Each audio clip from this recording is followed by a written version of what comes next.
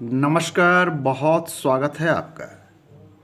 आज के अंक में हम जानेंगे कि वास्तु के अनुरूप हम घर का निर्माण किस प्रकार से कर सकते हैं, किन किन बातों का हमें ध्यान रखना चाहिए। आइए आज का विषय हम प्रारंभ करते हैं।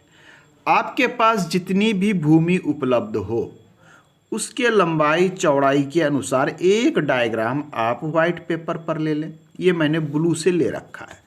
यदि बहुत बड़ी भूमि हो, कुछ लोगों के पास बड़ी भूमि होती है, तो एक कंपाउंड या कैंपस हमने रेड से ले रखा है और हमने इसमें दिशा मेंशन कर दी है। इसमें जो हमने दिशा लिया है वो पूर्व, पश्चिम, उत्तर और दक्षिण। अब आपको सर्वप्रथम ये करना है कि जितने एरिया में कंस्ट्रक्शन करना है, आपका बजट कितना है, आपकी आवश्यकताएं कितनी है। क्या 2 रूम में आपका काम चल जाएगा? 3 रूम, 4 बेडरूम का सेट चाहिए? साधारणतः 3 बेडरूम के सेट लोग आज के समय में छोटे घर में बनाते हैं। तो 3 बेडरूम के लिए 1200 से 1500 स्क्वायर फीट आमतौर पर यूज होता है। अब मान लिया जाए हमने एक डायग्राम ये ले लिया कि हमें इसमें कंस्ट्रक्शन करना है, तो सर्वप्रथम हम इसका केंद्र तय करेंगे। केंद्र तय करना अति आवश्यक है। ये इस प्रकार से और इस प्रकार से जहाँ रेखाएं आपस में कटेगी और वो जो बिंदु आएगी वो इस वास्तु का केंद्र होगा। बहुत ही इम्पोर्टेंट। ये केंद्र जो है वास्तु पुरुष का नाभि यही होता है और इस केंद्र को हमें किसी भी प्रकार से डिस्टर्ब नहीं करना चाहिए, ना ही किसी बीम से, ना ही किसी कॉलम से, ना ही पिलर से, ना ही किसी अन्य चीज से। तो ये केंद्र हमने तय कर लिया। अब हम चीज़ों को एडजस्ट करने का प्रयास करेंगे। अब हम उसके बाद देखेंगे कि हमारा वाटर की व्यवस्था कहाँ होगी, बोरवेल कहाँ होगा, सेप्टिक टैंक कहाँ होगा, टॉयलेट कहाँ होगा, रसोई हम कहाँ कहाँ बना सकते हैं। जब हम इन चीज़ों को तय कर लेते हैं तो कंस्ट्रक्शन करना सरल हो जाता है। अब आइए हम बात कर रहे थे टॉयलेट। सबसे पहले बोरवेल। बोरवेल के लिए हम नॉर्थ और ईस्ट का कॉर्नर का क्षेत्र तय करते हैं आमतौर पे। हालांकि हम पूरे वाटर जोन में बोरवेल बना सकते हैं, लेकिन मान के चलें कि हमने इस क्षेत्र में बोरवेल का जो सर्वोत्तम स्थान है, एक स्थान हमने तय कर लिया।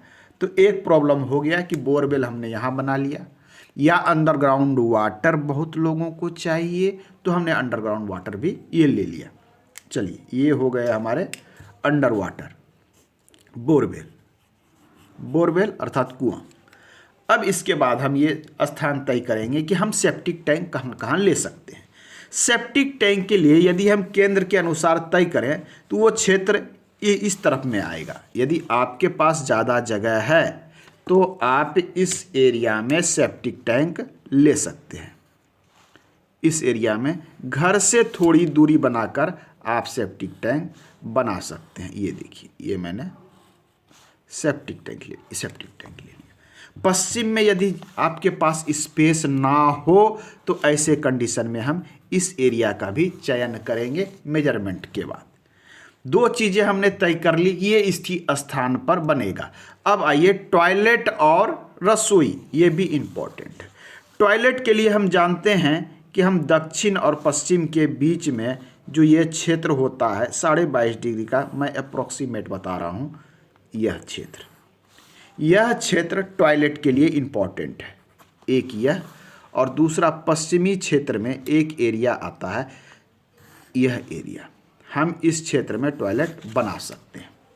अब हमारे पास ये 2 एरिया आ गया। अब कुछ लोग कहेंगे कि ये डिस्टेंस कितना है, यह डिस्टेंस कितना है।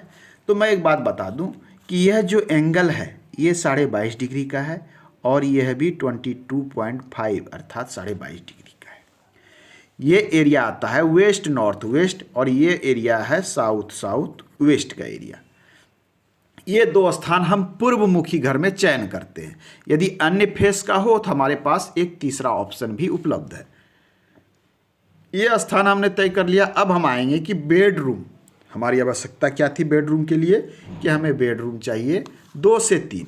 तो बेडरूम की लंबाई चौड़ाई के अनुसार मैं मान लेता हूँ कि चलिए 10-12 फीट की लंबाई चौड़ाई में हम 120 130 स्क्वायर फीट का बेडरूम कंसीडर करने का प्रयास करते हैं।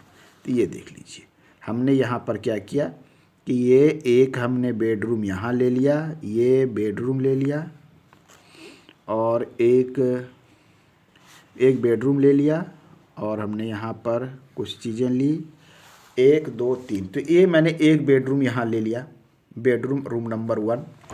और हमने क्या किया कि यहाँ पर हमने सीढ़ी ले ली। चलिए, सीढ़ी भी एक इम्पॉर्टेंट चीज़ है, तो ये मैंने सीढ़ियाँ ले ली। और ये क्या है कि यहाँ पर हमने क्या किया कि टॉयलेट बाथरूम आपका ले लिया। ये देखिए, ये हो गया आपका, ये हो गया हमारा टॉयलेट ये हो गया हमारा बाथरूम और ये हो गई हमारी। ये बिल्कुल साधारण और सरल तरीके से मैं बता रहा हूँ। जब आपका प्लॉट रेक्टेंगुलर हो और दिशाएं बिल्कुल परफेक्ट हो तो इस प्रकार से हम चीज़ों को ले सकते हैं। तो देखिए, इतना चीज़ हमारे पास तय हो गया। अब कुछ लोग कहेंगे कि एक अटैच टॉयलेट हमें चाहिए था, ऐसे कंडीशन में हम क्या करें। ये देखिए, ये हो गया अटैच टॉयलेट। हम दक्षिणी क्षेत्र में एक हम यहाँ कंसीडर कर लेते हैं। ये देख लीजिए, इतना कर लिया। अब बेडरूम हमें और भी चाहिए थी, तो बेडरूम के लिए हम थोड़ा सा और एरिया कवर करेंगे। ये और इसे हमने 2 पार्ट कर दिया। ये तो एक R1 ये R2 हो गया, 2 बेडरूम हो गया। रसोई चाहिए थी तो साउथ ईस्ट, अर्थात ये हमारा किचन हो सकता है। आप अपनी आवश्यकता और लंबाई चौड़ाई के अनुसार किचन ले सकते हैं। किचन के लिए मान के चलें कि 70 से 80 स्क्वायर फीट सफिशिएंट होता है। ये किचन हो गया। तो देखिए कितनी सरलता से चीज़ें एडजस्ट हो रही है। ये देख लीजिए, ये हो गया और ये हो गया। अब है कि हमें एक बेडरूम और भी चाहिए, तो चलिए हम एक बेडरूम और प्रयास करते हैं कि हमारे पास और आ जाए। हमें पूजा रूम भी चाहिए, हमें बरामदा भी चाहिए। तो चलिए, ये देखिए, ये हमारा हो गया। मान लेते हैं कि इसे अंदर से ही रख लूँ। ये हो गया हमारा पूजा रूम, ये हो गया हमारा बरामदा या बैठक जिसके कहते हैं, बरामदा। उसके बाद एक बेडरूम हमें और चाहिए, तो हमारे पास अभी भी काफ़ी जगह है, तो हम एक बेडरूम इधर कंसीडर कर लेते हैं। चलिए, ये हो गया हमारा R3।